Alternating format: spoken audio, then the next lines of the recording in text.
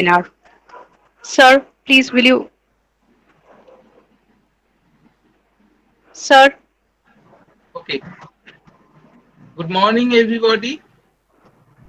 Honorable Speaker, respected teachers, dear students, and distinguished participants. It is my great pleasure to welcome you all in this webinar on Mary Wollstonecraft and feminist foremothers, a young men like themselves, organized by the Department of English of Subhachand Haldar College. I would like to convey my thanks to Professor Sudokshina Sengupta, head of the Department English of our college, and all of our faculty members of the department for their sincere effort to organize this webinar in this pandemic environment. Special thanks to Dr. Joydev Mishra, um, Assistant Professor, Department of Economics of our college, and my dear student Soumyadeep for their technical uh, help to organize this webinar. I feel honored to extend my warm welcome to the distinguished speaker of today's lecture, Dr. Parumita Chakraborty, Professor, Department of English, Jadavpur University. We are fortunate that Dr. Chakraborty has consented to deliver her valuable lecture for our students. I am grateful to her. All of you know that our teaching learning process is at stake in this pandemic period due to COVID-19. We, the teachers, are very much concerned about the career of our students. We are trying our best to overcome the situation. We have arranged an alternative online teaching learning methods, although there are many disadvantages in respect of this online teaching learning for our students who live in remote villages and cannot connect themselves properly due to slow internet connection. And anyway, I have to no alternative other than online teaching learning. I am hopeful that we will ride over this crisis very soon. In view of this present crisis due to COVID-19 and hence a series of lockdown, today's lecture has been arranged mainly for the benefit of our students. I hope for a grand success of this webinar. I am sure all of our students will feel enriched with knowledge at the end of the session. I welcome all of you once again to this webinar and hope that next few hours will be very much beneficial and enjoyable for everyone. Thank you all. Thank you, sir, for your words of encouragement. Our principal, sir, has been our constant source of motivation and support.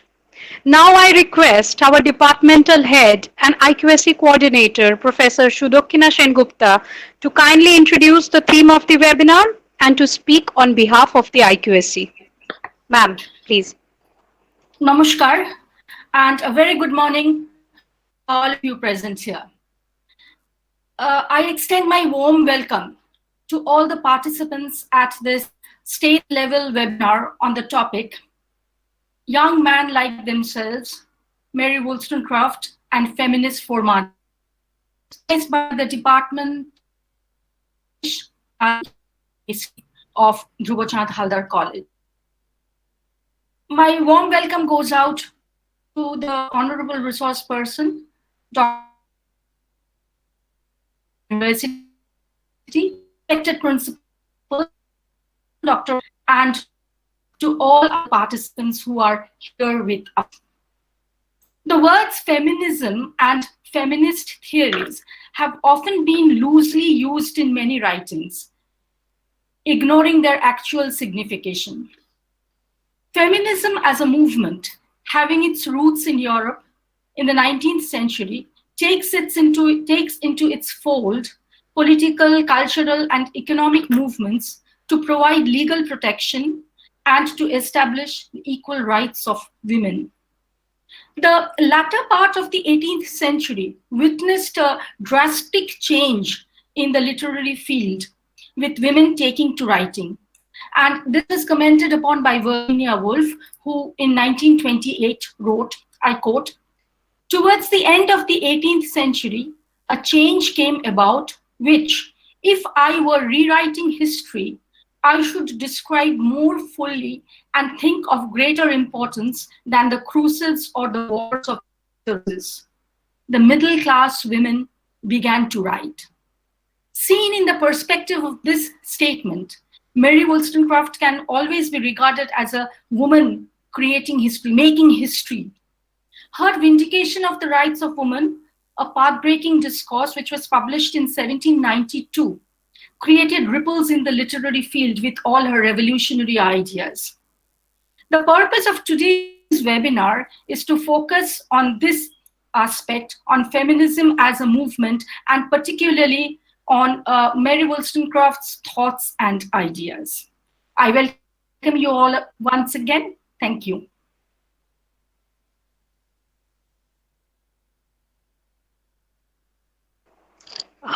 Thank you, ma'am. Now I request my departmental colleague, Professor Bularani Hauladar, to formally introduce today's speaker, Dr. Paramita Chakraborty. Bula, over to you. Thank you, Tapasree. Good morning, everyone. I, on behalf of the English Department, Dhruv Haldar College, once again extend a very hearty welcome to all attending this virtual event. I really deem it a great privilege and honor to introduce our guest of honor and speaker, Dr. Paramita Chakraborty. Ma'am, we are really thankful to you for giving us this opportunity to hear you. Dr. Paramita Chakraborty is Professor, Department of English, Jadavpur University, and has been the Director of the School of Women's Studies, Jadavpur University, Kolkata, India. She completed her doctoral studies at the University of Oxford, UK. She teaches Renaissance drama, women's writing, sexuality, and film studies. She has led national and international projects on gender representation in school textbooks, sexuality education, women's higher education, homeless women, women in the Panchayati Raj, and in self-help groups, as well as HIV positive women and children. She has worked with the state and central governments, the Women's Commission, both state and national, and government ministries of education, Panchayat and rural development, and HIV control and prevention boards, as well as with international universities on policy related to women's education, empowerment, and health. Her book, Women Contesting Culture, was published in 2012. Her book on Shakespeare and Indian cinemas was published by Routledge in 2018. Her book on Asian Shakespeare is forthcoming. So once again, thank you very much, ma'am. We are sure today your insightful lecture will enrich us and make us enlightened. Thank you very much, ma'am. Over to Tapasree. Thank you, Bula. Without any further delay, I request Dr. Paramita Chakraborty to kindly begin her deliberation. Madam, we are all eagerly waiting to hear your talk. Over to you, ma'am.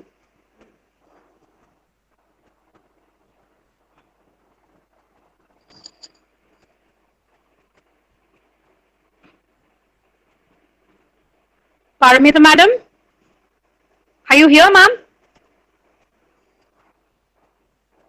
Sorry, my mic was off. Okay. Am I audible now? Am I Yes, audible? ma'am. Yes, ma'am, you're audible. Okay.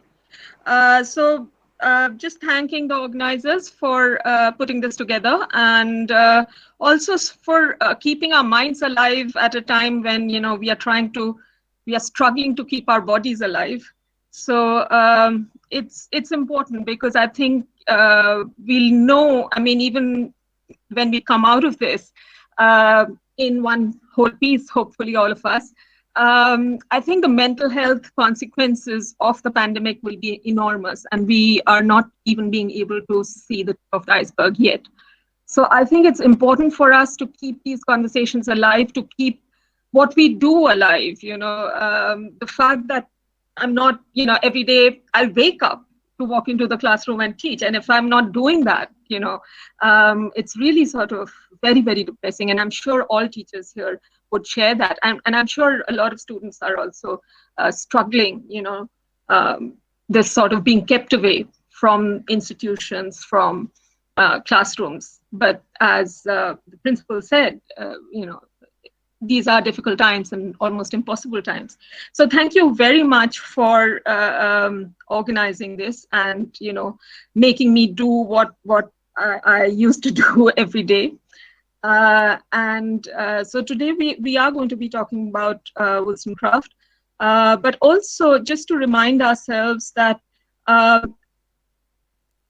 what I will be talking about is a little bit provocative, in the sense that I'm going to be looking at critiques of Wollstonecraft from feminists. So we are used to accepting Wollstonecraft as a kind of feminist foremother, which is why, you know, that's there in my title. We consider her as, in some way, her vindication of the rights of women as inaugurating, you know, thinking about women's rights, about women's entitlements, about women's equality, about gender justice.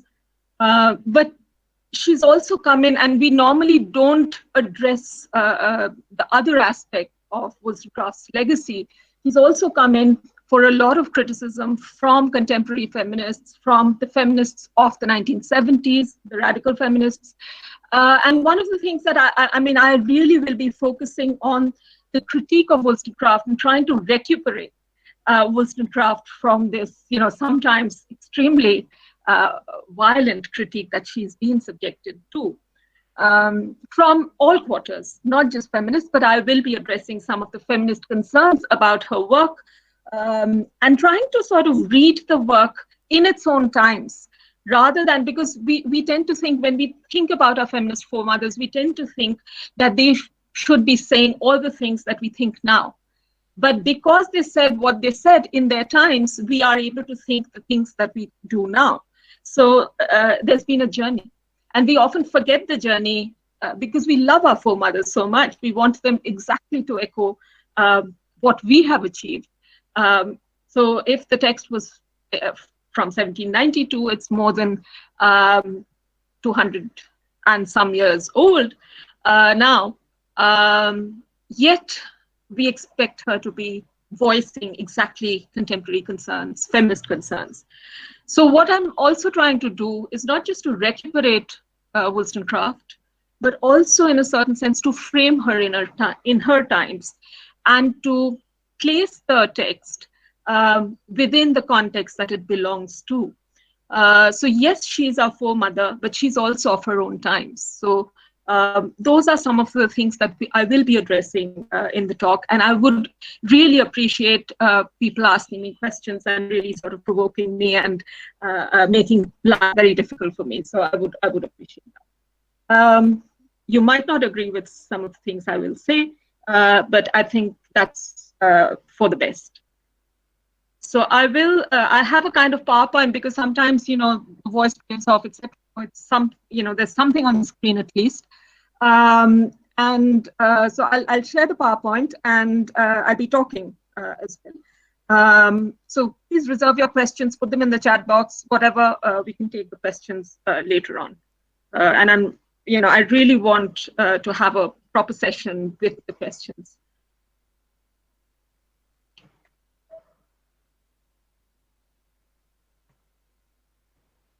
Okay, so let me just. I'm beginning with a quote. The quote is from Virginia Woolf, who was, I think, one of the best readers of feminist, even proto-feminist fiction. And this is from her book, The Common Reader, where she analyzes the legacies of various writers. And she's looking at Mary Wollstonecraft, and right at the beginning of the essay is, I'm quoting from the beginning of the essay, how she starts the essay, how she introduces Wollstonecraft. Here in Somerstown was a party of ill-dressed, excited young men, holding forth day by day over the teacups upon human perfectibility, ideal unity, and the rights of man. There was also a woman present with very bright eyes and a very eager tongue, and the young men, who all had middle-class names, like Barlow and Holcroft and Godwin, called her simply Wollstonecraft, as if it did not matter whether she were married or unmarried, as if she were a young man like themselves. And this is a sort of extremely astute summing up of Wollstonecraft's legacy as well. One of the problems I think feminists have with Wollstonecraft is that she very often talks like a man, whatever that might mean. And the statement itself is problematic, that vindication, the voice of vindication, that of a man. And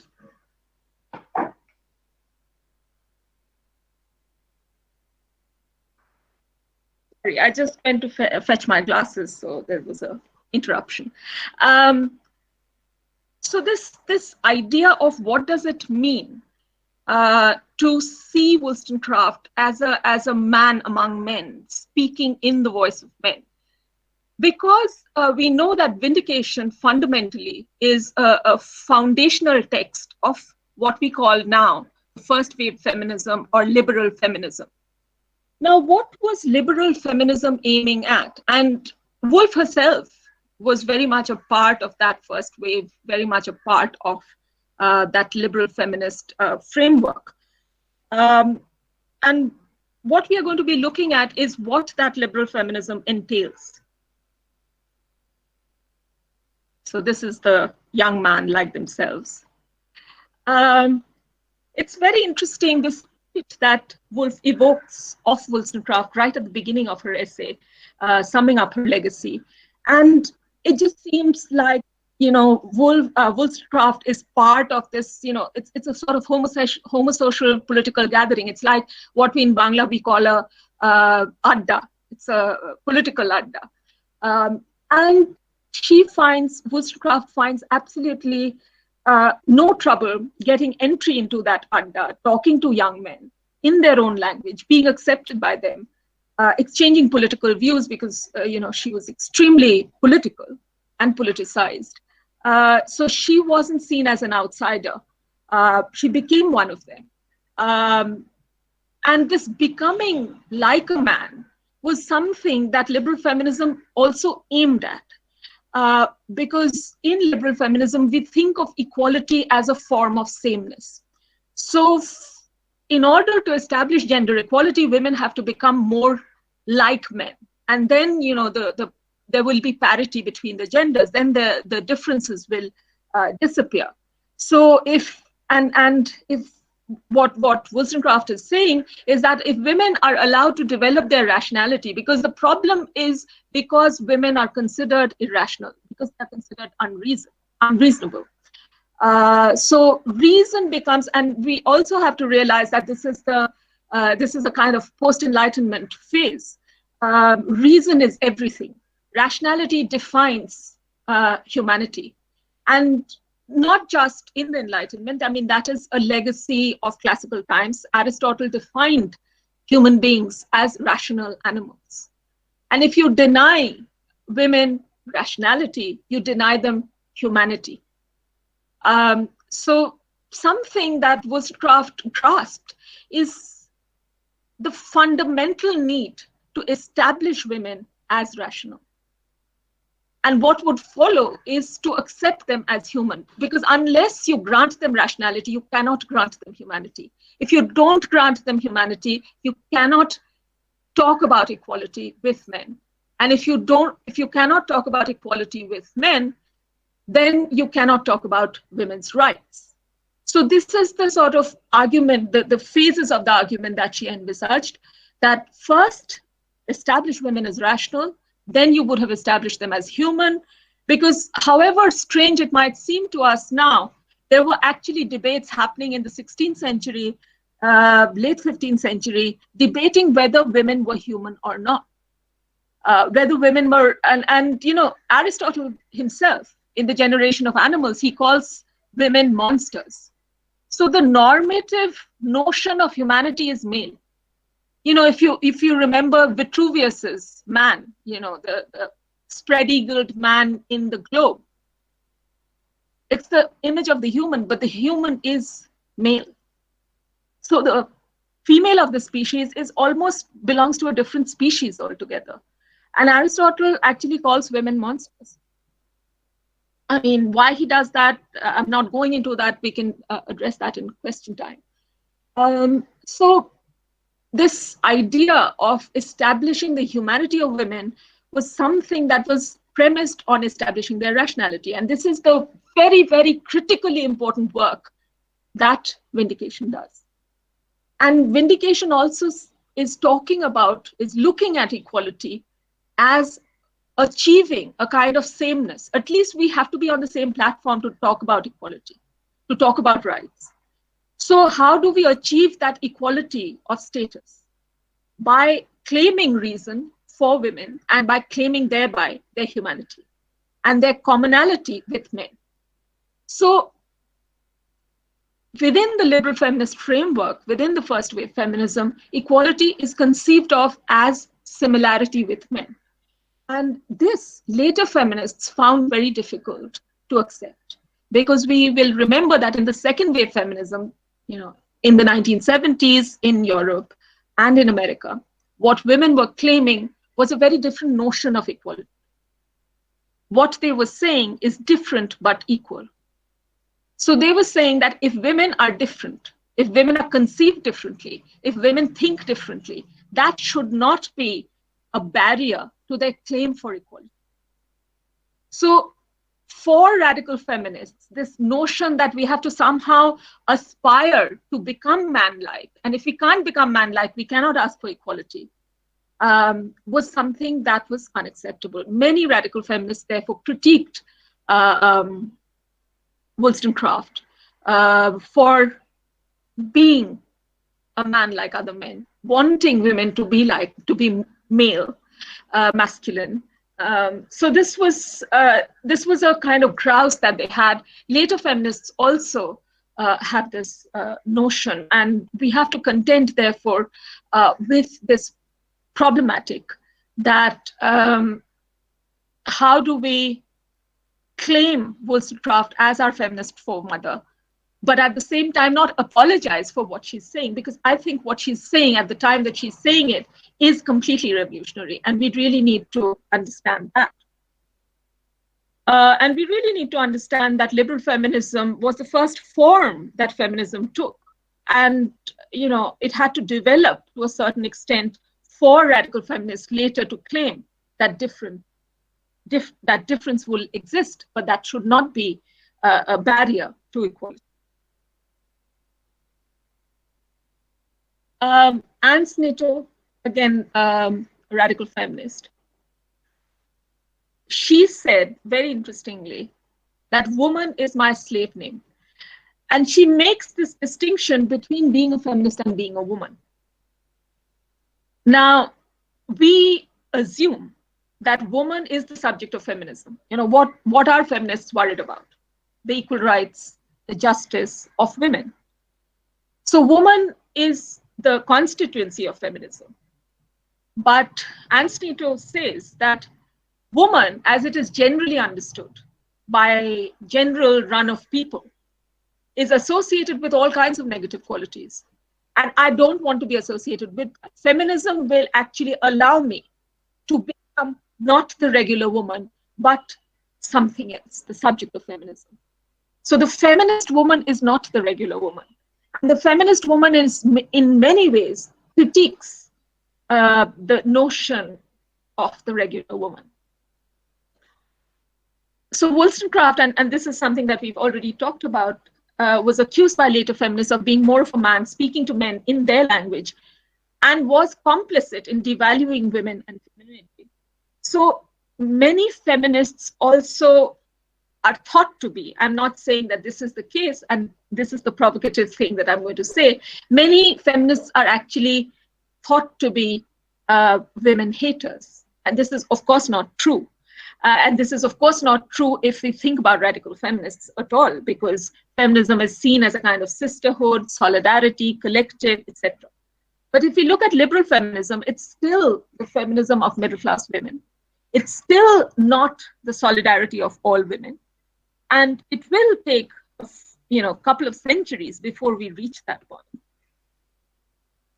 And we also need to remember that when the feminist is rejecting, the woman as constructed, as socially constructed, primarily by men, the idea of woman, we have to understand that this is a construction that is being rejected. It's not women who are being rejected. It's not the bodies of women that is being rejected. So Wollstonecraft also, when she says that femininity is noxious, she actually says this. It's noxious. It is toxic.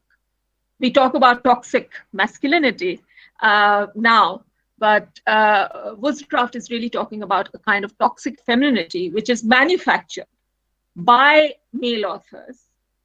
This understanding of woman as, in some way unable to perform all the functions that other human beings can, in being unintelligent, in being hysterical, in being unreasonable. So this kind of a construction of femininity that we have in society is something that she's rejecting. She's not rejecting women. And we need to make this distinction very, very clear. So, and again, what is revolutionary about what she's saying in Vindication is that she's making a difference between gender difference and biological difference. So what we now say that gender is socially constructed and sex is biological, she's actually making that distinction way back in 1792. And she's saying that the differences of men and women are constructed by society. They are constructed by society to keep women in a subordinate position, to justify the subordination of women. It is not a natural difference. We should not take what Wollstonecraft is saying as being a kind of difference between men and women. She's saying that this is a difference which is manufactured. And we have to reject this form of femininity which has been manufactured by men in their own interest. So we need to, so she's really talking not about femininity as such, but socially constructed femininity.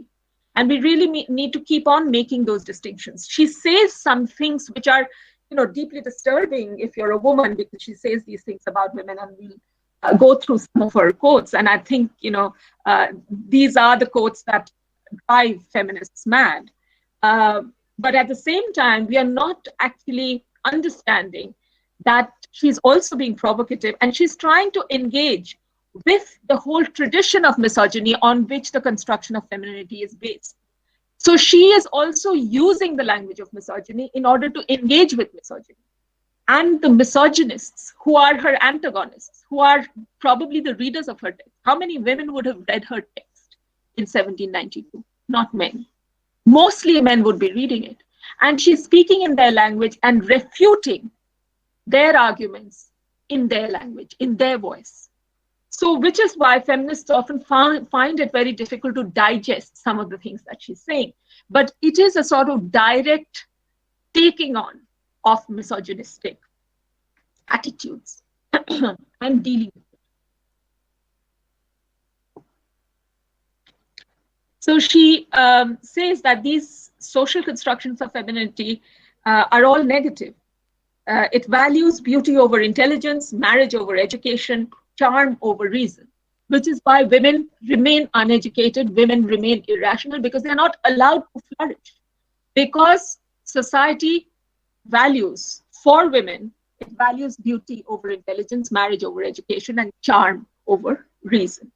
This is the reason why women are not being able to claim equality, to claim reason, to claim education. So this devaluing of feminities, and this is something that she talks about, but every time she's saying this, there is also this anger that this is how women are being framed, and women are accepting this because they know no better, and they have to get out of this. So some of the quotes for your delectation. About women's dependence on men, she says, a kind of cattish affection which leads a wife to purr about her husband as she would any man who fed and caressed her. It's a very damning statement about women in marriage, why they are in marriage. And it doesn't matter, who the husband is, as long as he feeds her, she is going to be nice to him. Then she talks about the serpentine wriggles of the cunning of women. She refers to Eve and Pandora, and she talks about women's misuse of knowledge. She talks about how women exploit marriage for achieving social mobility, to move up the social ranks. And then she says, these weak beings are fit only for a seraglio. A seraglio is an Oriental harem. So she basically says that they are only capable of being inmates of a harem. They have no other talent. They have no other ability or skill. So she's saying all this in anger towards society, which has kept them like this. She's not necessarily blaming them for this. They're saying that this is how they have been constructed. This is what they have been led to believe is the ideal of womanhood. And this is what we therefore have ended up with.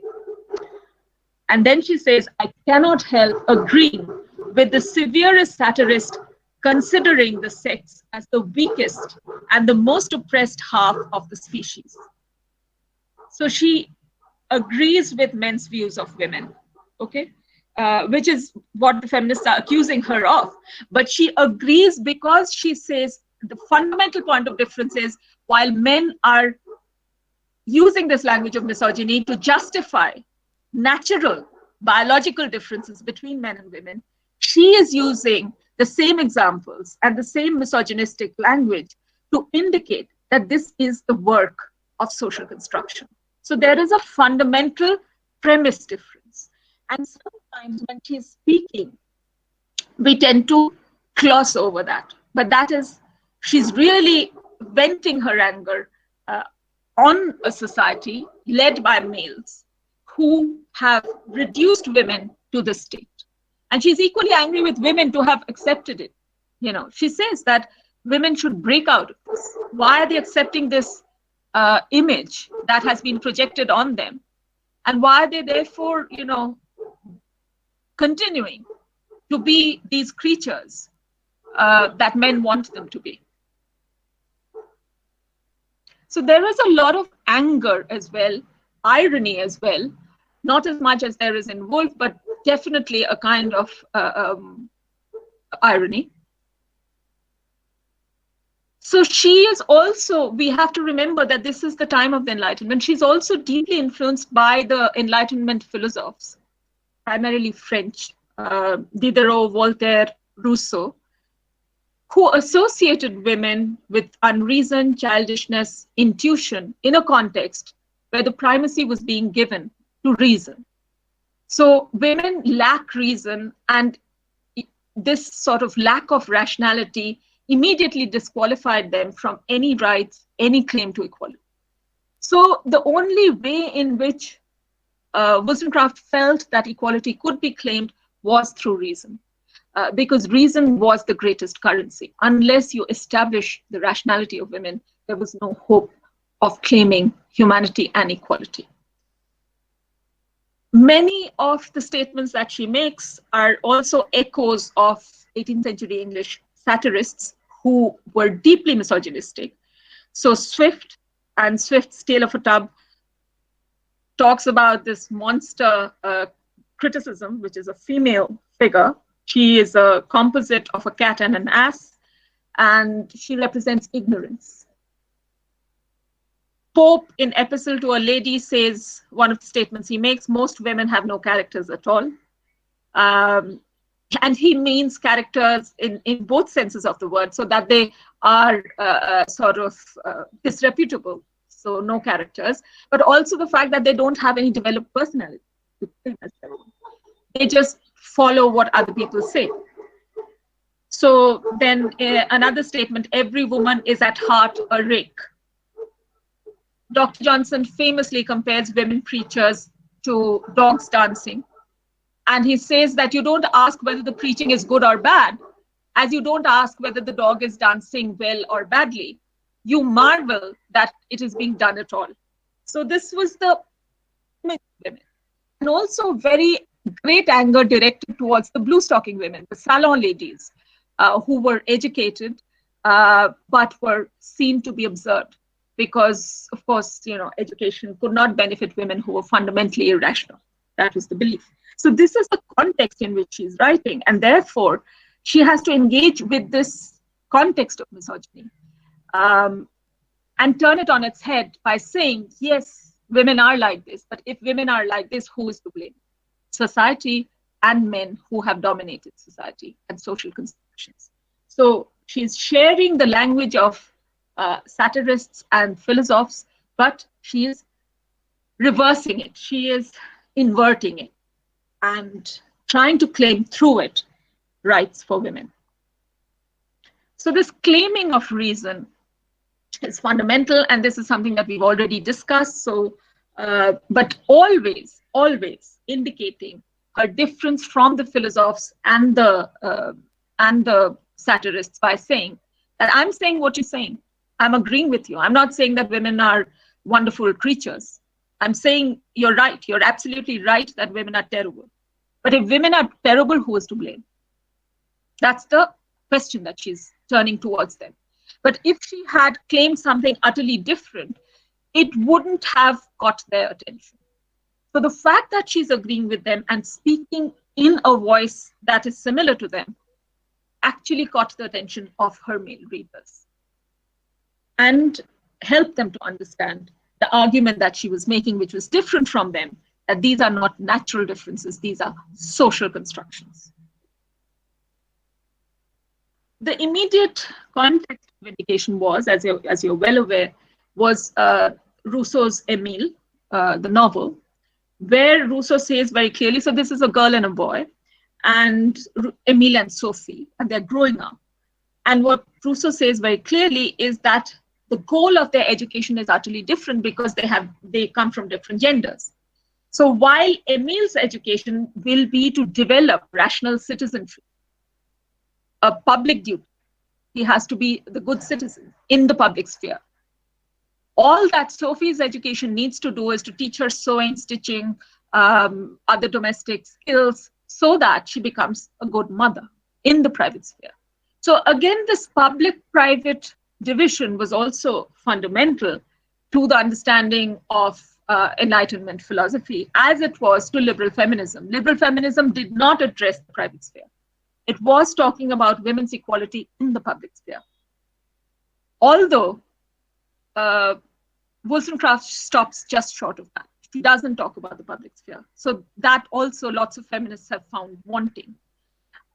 Liberal feminists have made claims for equal education in the public sphere, equal rights, employment rights, and also later on, of course, in Woolf's times, they were claiming votes, so political rights. But these are all rights in the public sphere. They were still not claiming that, the gender division of labor has to go, men have to share parenting and domestic work, women shouldn't be doing this. All of this comes with the radical feminists. So the liberal feminists are still talking about the public sphere. But in vindication, we are still not doing that yet. So anyway, Wollstonecraft responds to Emile and says that, why do you think that women cannot be educated? Women are equally rational and can be educated. They also, like the boy, like Emile, can be educated in rational citizenship.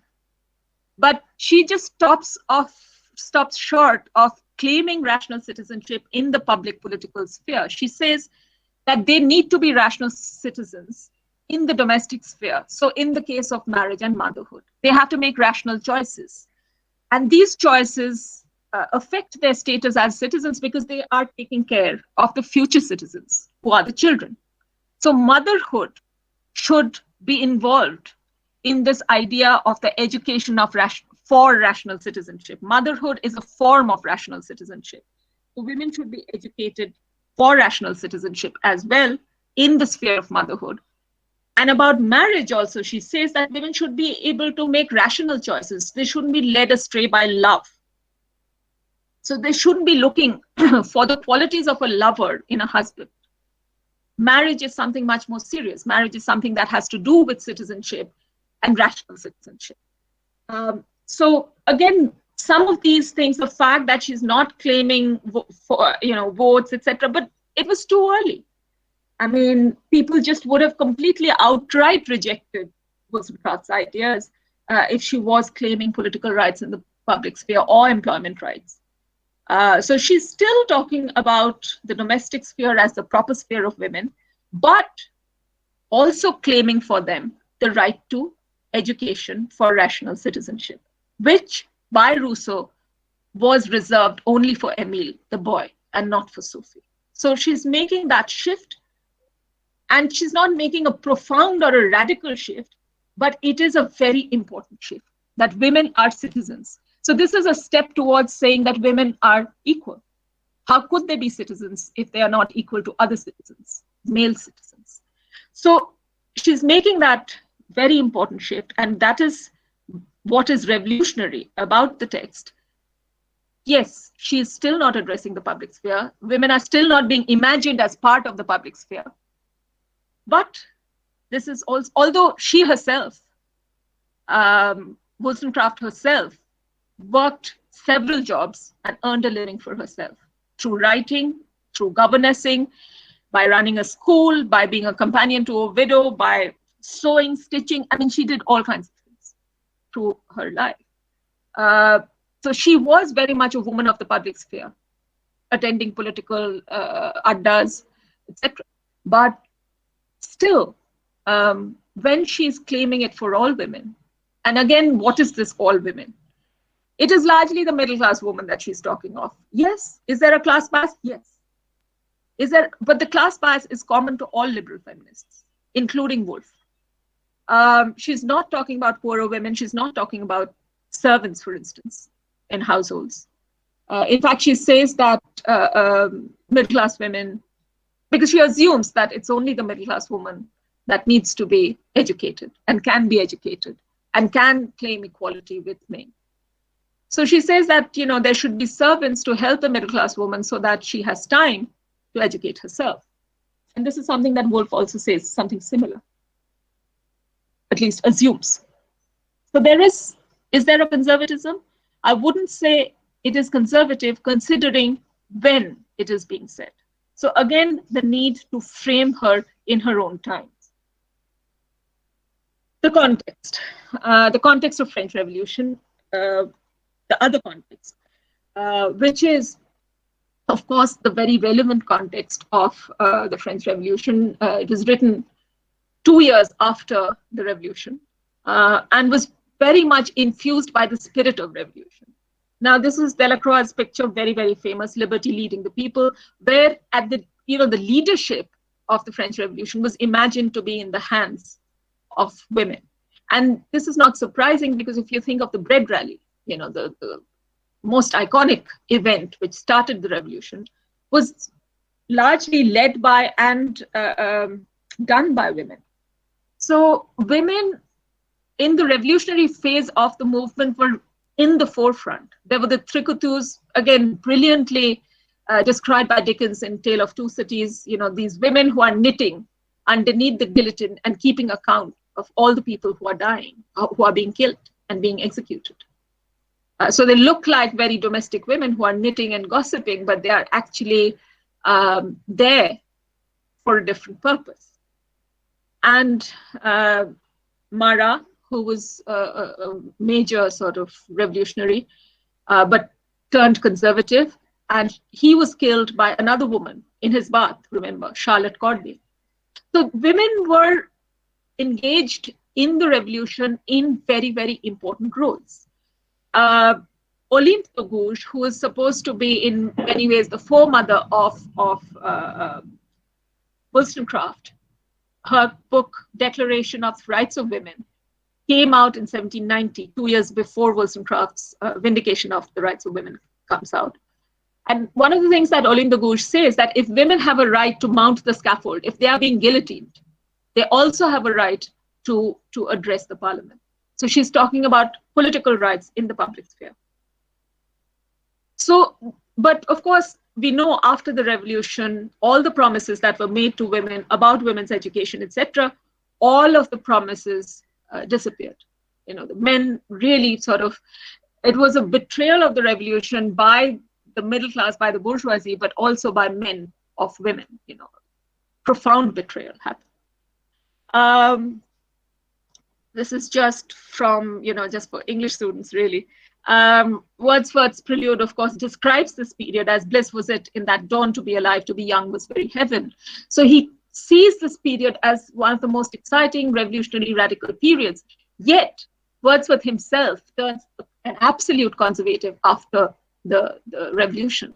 Because I think what it did to a lot of people was to show the possibilities of profound change, and they just got scared. Many got scared. And remember Edmund Burke's Reflections, where he says, where he airs these fears that, you know, this kind of revolution is just going to devastate mostly the middle class.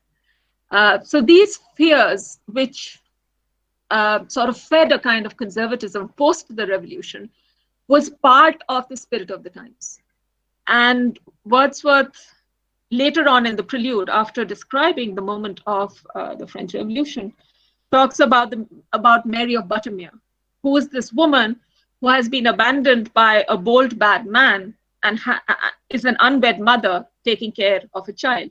Now, this was a common story during the Revolution. It was the story of Wollstonecraft as well as of Wordsworth. Remember, Wordsworth had a daughter, and you know he had a lover in France, and a daughter by her, and who he abandoned. So he could be talking about himself. He could equally be talking about Mary Wollstonecraft, who also had a daughter by Gilbert Imlay, who abandoned her.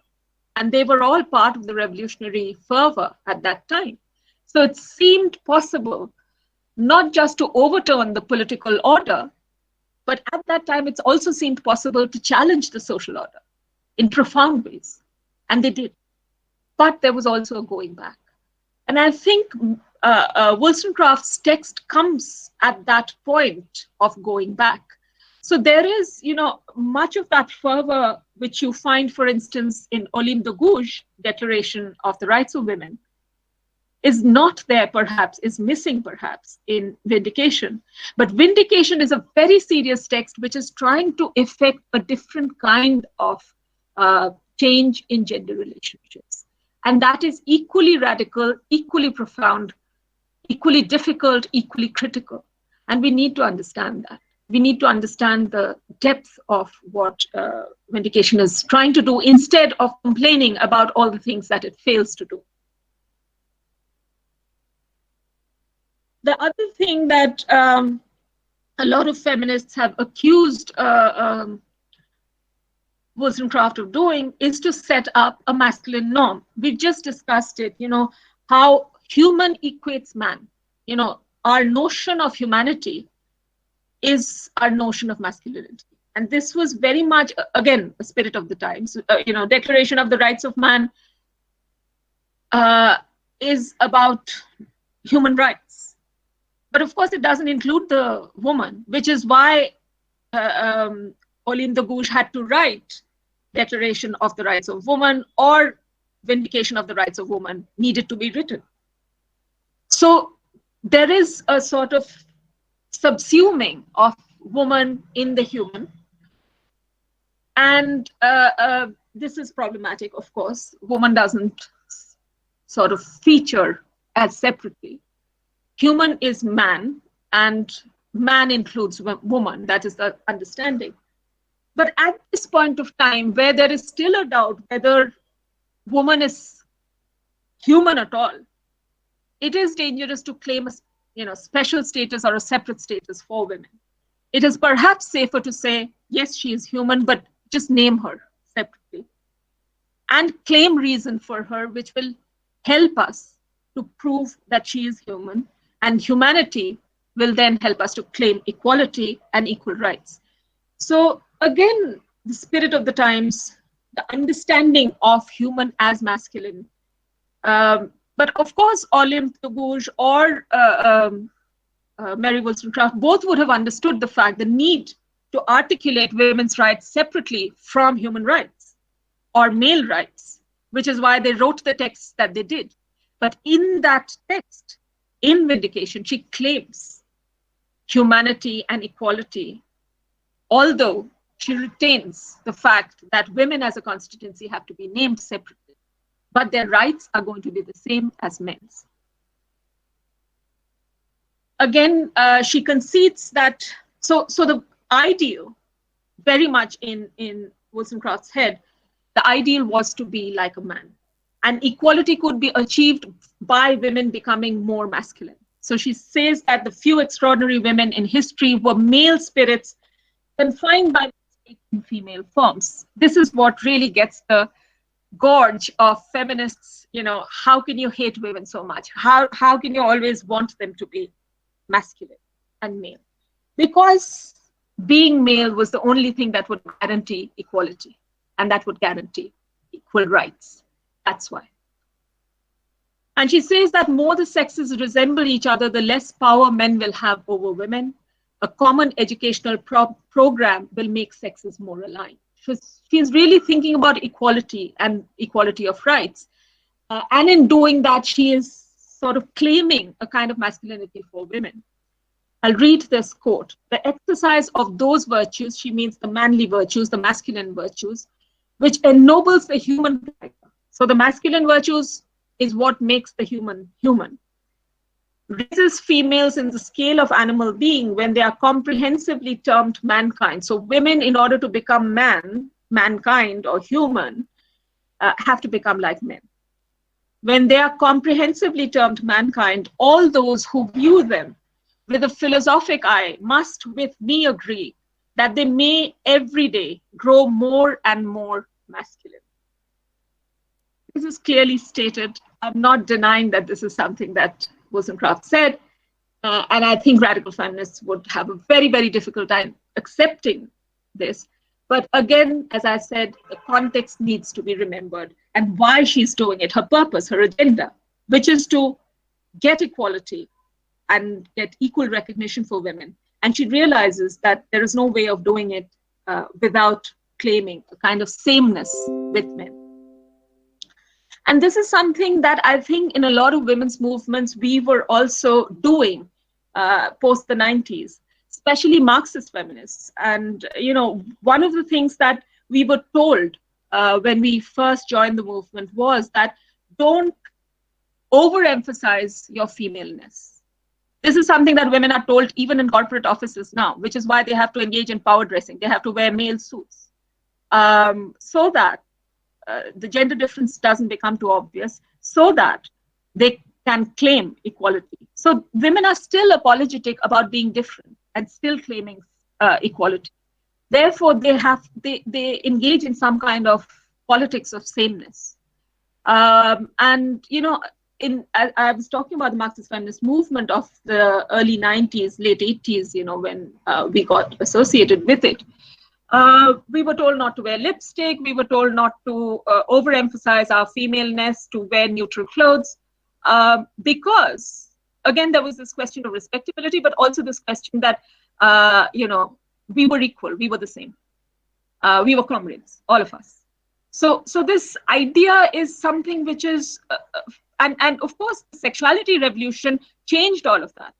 So the sex workers movement in the 1990s, towards the late 1990s, the queer movement, the LGBTQ movement, all of that, what they were emphasizing was their sexuality.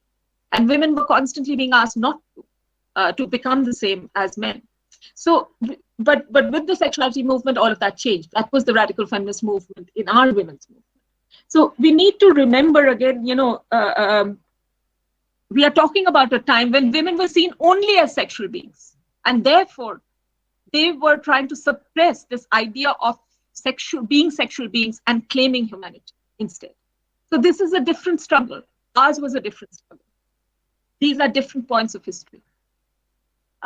So we were trying to claim sameness with men. They were also trying to claim sameness with men, but they were trying to claim sameness with men because their sexuality was being overemphasized by satirists, by philosophers. And they were struggling against that. Okay. The other thing that feminists have pointed out is that if you look at the tone of the text, it's a very philosophical, it's like a philosophical treatise, it's a moral philosophical treatise. It's very much, it speaks in the voice of a man. There's very little of a woman's voice in it. And at this time, in the 1790s, everybody was talking about the difference in the voice of men and women. Binaries, men and women were binaries, gender binaries, but also in the way that they spoke. So Rousseau says a man speaks of what he knows, a woman of what pleases her. The one requires knowledge, the other taste. The principal object of a man's discourse should be what is useful, that of a woman's what is agreeable. So you can see that it's not just a binary, it's a hierarchized binary. So women don't need to be knowledgeable, they can just be agreeable. Women don't need to be useful, they can just show off their taste. So women are not to be taken seriously, they can talk about trivial things, whatever pleases them. They don't have any commitment towards truth or knowledge or anything. So this hierarchy is being bridged by Wollstonecraft by the fact that she's adopting a tone which is very male, which is philosophical, knowledgeable, educated. She's not seeking to be pleasant or agreeable or show off her taste. She's doing something that men do, philosophical men do in their writings. So she speaks a kind of utilitarian, exhortatory, rational discourse. She speaks probably like a man. And she advisedly does it because otherwise men would not take her writing seriously. As you can see in Rousseau's quote, this is how women are marginalized, by saying that they speak differently, they speak about trivial things. It's not important to engage with them. So therefore, Wollstonecraft is speaking in a different tone, in a different language. But, and feminists point this out, there is what they call a schizophrenia in Wollstonecraft. Because Vindication adopts a certain tone. But if you look at her fiction, or if you look at her letters, or if you look at her life, it's led in a completely different tone and tenor. So this is what we are going to look at and round off what we were trying to say by looking at her fiction and her life. So this is Vindication. And on the other side, this is a novel that she wrote, which is called Mary of Fiction. And later on, her unfinished novel, which is more powerful, is called Maria, or the Wrongs of Woman. Obviously, it's in conversation with Vindication, the Rights of Woman. The novel Maria, set in a lunatic asylum, conversation between three women who are incarcerated there, and the woman who looks after them, Jemima. So in this novel, she's really looking at the wrongs that are done to women, which is why they need to claim the rights. So husbands have incarcerated these women, claiming that they've gone mad. So how women are labeled hysterical mad and punished for it, which is why they have to claim rationality. In these two fictions, as well as in her letters, she is really writing in a completely different tone. She is talking about the madness of love and the fact that women cannot live without love, passion. These are sort of really in the mold of sentimental fiction, melodramatic fiction, gothic fiction, that she chastises women for reading in the Vindication. In the Vindication, she says that women read all this rubbish and they get all these ideas in their head that love is most important, that passion is most important, sentiment is most important, and this is how they lose their claim on reason. And they should stop reading these books. Yet, she is the author of novels which are really talking about the primacy of love and passion in women's lives, the madness that love leads to, etc. And these are not cautionary tales. She's really celebrating that aspect of women's lives. So obviously they come from two different universes. But again, I think we need to remember that in fiction, she is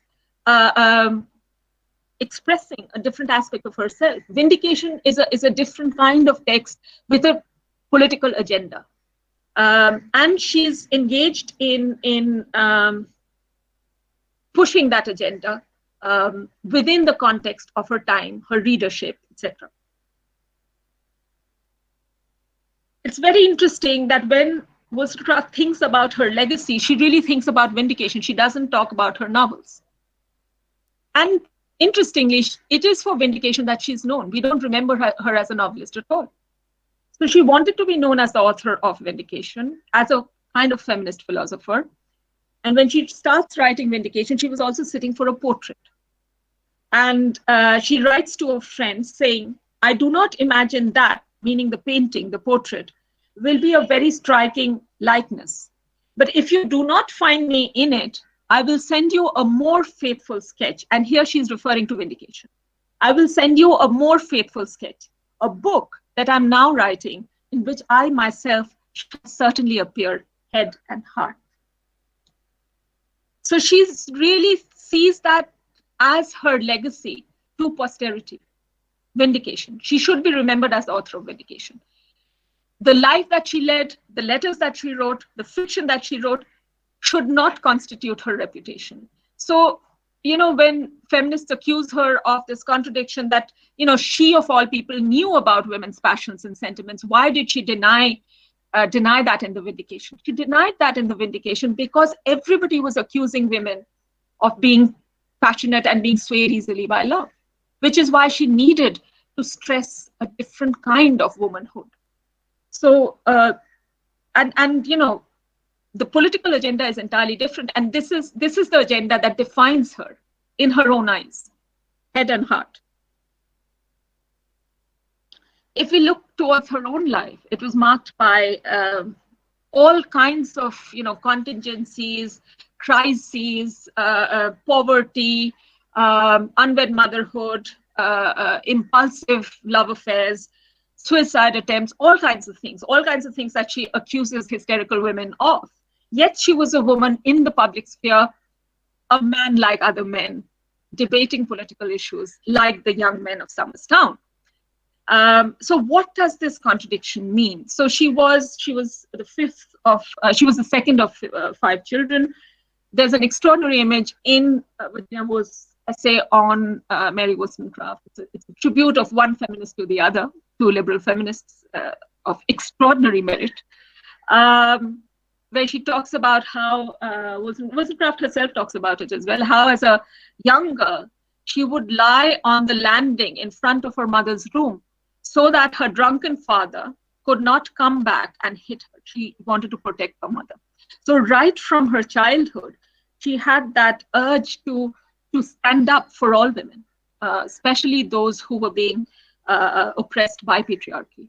So her life might be marked by impulsiveness and love and tempestuous affairs, but it is also marked by this deep sense of justice and this deep need to protect women. She came from this, you know, her father had inherited a fortune, but he lost all of it. The family kept having to move house because of impoverishments. So from London to York, York to London, I mean, they kept doing this. So it was a very unstable childhood that she had. And then she left home at 19, and she knew that she had to earn a living for herself because her father left her no money. And she had to look after the family as well, you know. So she became a widow's companion. She became a governess. She started a school. The school had to shut down later on. But through all of this, she continued her own education. So when in Vindication, she's talking about the education of women, she knows what she's talking about. Education at any cost. Education for the fundamental right, claim equality in all spheres of life. So despite the fact that she had to struggle to earn a living, she was also educating herself because she thought it so important. So instead of focusing on all the things in her life which contradict Vindication, there are many things in her life which also support the argument that she's making in Vindication.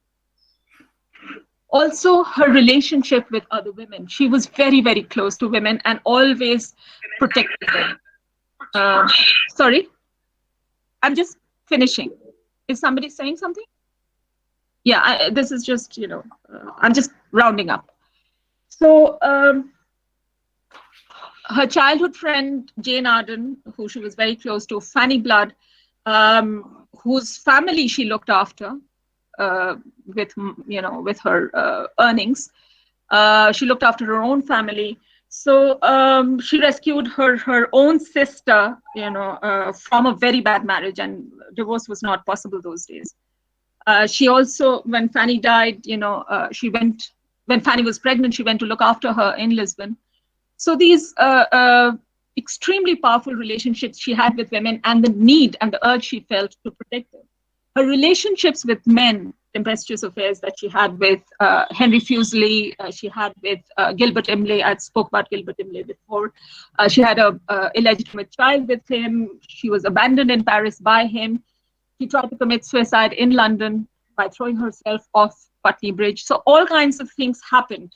But it is also important to remember that through all of this, she kept her writing career alive. So it doesn't mean that if women are, in relationships, they have to abandon education or the search for equality or the ability to perform in the public sphere. So she continuously did that. And that is exactly what she's stressing in Vindication. Also, finally, she did get married to Godwin. She died in childbirth. Mary Shelley, of course, was her daughter. After her death, Godwin paid a tribute to her, wrote her memoirs, but also published her letters. And this created huge furor. People thought, her reputation would be ruined forever. Her reputation as a philosopher feminist would be ruined forever. She was called a hyena in petticoats. She was called a philosophical wanton because she failed to live up to that notion of a philosopher, because she had exposed, because the letters exposed her vulnerability to passion and love. And this contradiction people could not accept, which is exactly why in Vindication she denies it. She realized that, if she had to be taken seriously, she had to keep this aspect of her life, of her fiction, completely apart from Vindication, because Vindication had a political purpose. So I'll just end with that, hoping that, I have addressed some of the concerns that feminists have with the text and why the text has been attacked by many, many feminists. And I hope that some work of recuperation has been done today. And I'm hoping for some questions as well. So I'll just return to the screen now, if that's okay. Yeah. Thank you, madam. It was a clear, thought-provoking, and a very, very enriching talk. Now I request Professor Sudokshina Sengupta to kindly host the question-answer session. Sudokshina-di, will you please take over? Thank you, Tapasree. There are quite a few questions here in the chat box.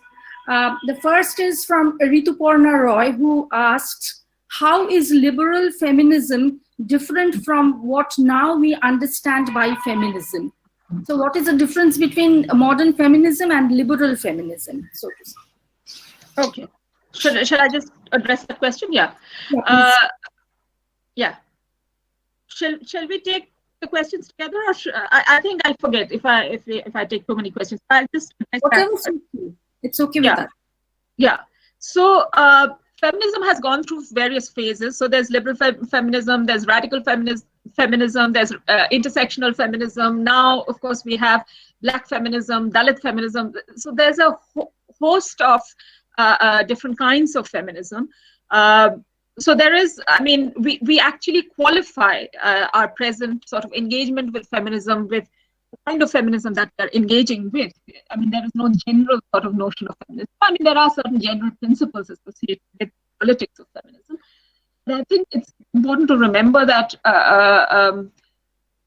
we practice some form or the other of feminism, and therefore probably it needs an epithet or an adjective to qualify it. So, for instance, if you ask me this general question, what kind of feminism are we living in? I would largely say, in a very general way, intersectional feminism, where we recognize that woman is not the only identity we have. We have other kinds of identities as well. For instance, if you were to talk about me, I have an identity as a teacher. I have an identity as an academic. I have an identity as a person belonging to a particular caste or a particular class. Living in a house, whatever.